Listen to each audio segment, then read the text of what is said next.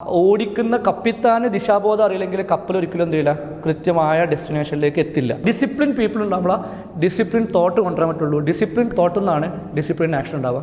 ഒരു സംരംഭകൻ ഒരു മനുഷ്യന് ഒരേ സമയത്ത് 7 ഫംഗ്ഷൻസിൽ എന്ത് ചെയ്യില്ല, കൺസിസ്റ്റൻസി കിട്ടൂല. കൺസിസ്റ്റൻസി കിട്ടാതിരിക്കുമ്പോൾ എന്താ സംഭവിക്കുക, റിസൾട്ട് ആൻഡ് എഫിഷ്യൻസിനെ ബാധിക്കും, ബിസിനസിനെ ബാധിക്കും. Green Lives Coaching and Training Solution.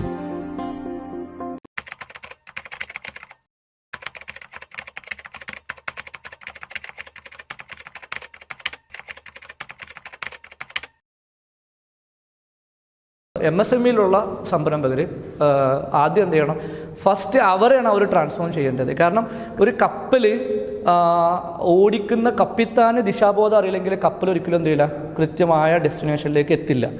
അപ്പോൾ ആദ്യം ഫസ്റ്റ്ലി ഐ ഫോക്കസ് എന്താണ്, ആ ഓൺട്രപ്രണേഴ്സിൽ അവരുടെ ലീഡർഷിപ്പിൽ ഇന്നോവേഷൻ കൊണ്ടുവന്ന് അവരിൽ മാറ്റം കൊണ്ടുവന്ന്, കാരണം അതിൻ്റെ മാർക്കറ്റിംഗ് ആവട്ടെ, സെയിൽസ് ആവട്ടെ, അതിൻ്റെ ഓപ്പറേഷൻസ് ആവട്ടെ, അതിൻ്റെ HR ആവട്ടെ, അക്കൗണ്ട്സ് ആവട്ടെ, ഇതെല്ലാം കൺട്രോൾ ചെയ്യണമെങ്കിൽ എന്ത് ചെയ്യണം, ആ ബിസിനസ്മാൻ എന്ത് വേണം, ആ ബിസിനസ്സിൽ കൺട്രോൾ ഉണ്ടാവണം.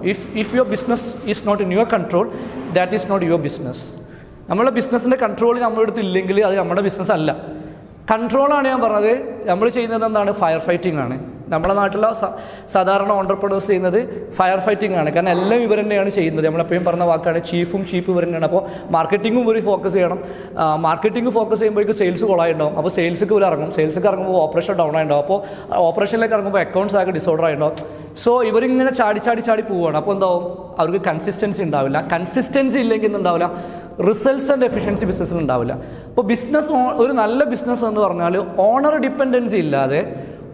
ഡിപ്പെൻഡൻസി ഇല്ലാതെ ഈ പറയുന്ന 6 ഓപ്പറേഷൻസിൻ്റെ മാർക്കറ്റിംഗ്, സെയിൽസ്, HR, അക്കൗണ്ട്സ്, ഈ പറയുന്ന റിസർച്ച് ആൻഡ് ഡെവലപ്മെൻറ്റ്, ഇതിലൊക്കെ എന്ത് വേണം, കൺസിസ്റ്റൻസി ഉണ്ടാവണം. ആ consistency ഉണ്ടാവുമ്പോഴാണെന്നുണ്ടാവുള്ളൂ.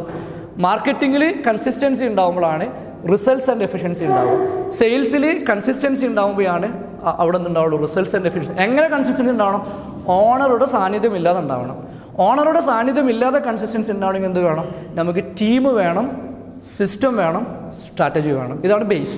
Team, system, strategy. TSS എന്ന് പറയും, ടീം, സിസ്റ്റം, സ്ട്രാറ്റജി. നല്ല ടീം വേണം. റൈറ്റ് പീപ്പിൾ ഉണ്ടെങ്കിൽ റൈറ്റ് തോട്ട് കൊണ്ടുപോകും. ഡിസിപ്ലിൻ പീപ്പിൾ ഉണ്ടാകുമ്പോൾ ഡിസിപ്ലിൻ തോട്ട് കൊണ്ടുവരാൻ പറ്റുള്ളൂ. ഡിസിപ്ലിൻ തോട്ടിൽ നിന്നാണ് ഡിസിപ്ലിൻ ആക്ഷൻ ഉണ്ടാവുക. അത് റൈറ്റ് ആയിട്ടുള്ള ആളുകൾ നമ്മുടെ ടീമിൽ ഉണ്ടാവണം. അപ്പോൾ ആ റൈറ്റ് ആയിട്ടുള്ള ആളുകളെ കണ്ടെത്തുക എന്നുള്ളതാണ് ഒരു ബിസിനസ്സുകാരൻ്റെ. അവരെ കണ്ടെത്തിയാൽ മാത്രം പോരാ, അവരെ കൂടെ നിർത്തുക എന്നുള്ളതാണ് ഒരു ബിസിനസ് ഓണറുടെ ഏറ്റവും പ്രധാനപ്പെട്ട ഒരു റോളായിട്ട് ഞാൻ കണ്ടിട്ടുള്ളത്. ഒപ്പം എന്ത് ചെയ്യണം, ഈ പറയുന്ന ഓരോ ഫങ്ഷൻസും, there are 7 spokes in business. 7 spokes ഉണ്ട്. ഒരു സൈക്കിളിൻ്റെ റിമ്മ് പോലെയാണ്. ഏതെങ്കിലും ഒരു സ്പോക്സ്, ഏതെങ്കിലും ഒരു വില്ല് വളഞ്ഞു പോയി കഴിഞ്ഞാൽ, അല്ലെങ്കിൽ അത് മിസ്സായി കഴിഞ്ഞാൽ, പൊട്ടിപ്പോയി കഴിഞ്ഞാൽ ബിസിനസ്സിൻ്റെ അലൈൻമെൻറ്റ് തെറ്റും.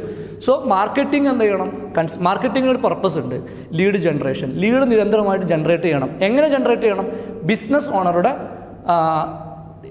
ഇൻഡിപെൻഡൻ്റ് ആയിട്ടോ, അതായത് ബിസിനസ് ഓണറെ ഡിപ്പെൻഡൻസി ഇല്ലാതെ എന്ത് ചെയ്യണം, മാർക്കറ്റിങ്ങിൽ ലീഡ് ജനറേറ്റ് ചെയ്യണം.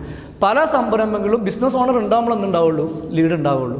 ഇതുപോലെ സെയിൽസ് നടക്കണം. എങ്ങനെ നടക്കണം, ബിസിനസ് ഓണർ അതിലേക്ക് ചാടാതെ, അതിലേക്ക് ഇറങ്ങാതെ ടീമിനെ വെച്ചിട്ട് എന്ത് ചെയ്യണം, സിസ്റ്റം ആൻഡ് പ്രോസസ്സ് വെച്ചിട്ട് എന്ത് ചെയ്യണം, സെയിൽസ് ഡിപ്പാർട്ട്മെൻറ്റ് വർക്ക് ചെയ്യണം.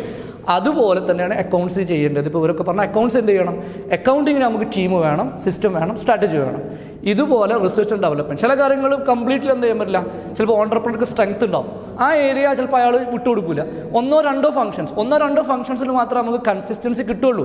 ഒരു സംരംഭകൻ ഒരു മനുഷ്യന് ഒരേ സമയത്ത് 7 ഫംഗ്ഷൻസിൽ എന്ത് ചെയ്യില്ല, കൺസിസ്റ്റൻസി കിട്ടൂല. കൺസിസ്റ്റൻസി കിട്ടാതിരിക്കുമ്പോൾ എന്താ സംഭവിക്കുക, റിസൾട്ട് ആൻഡ് എഫിഷ്യൻസിനെ ബാധിക്കും, ബിസിനസ്സിനെ ബാധിക്കും.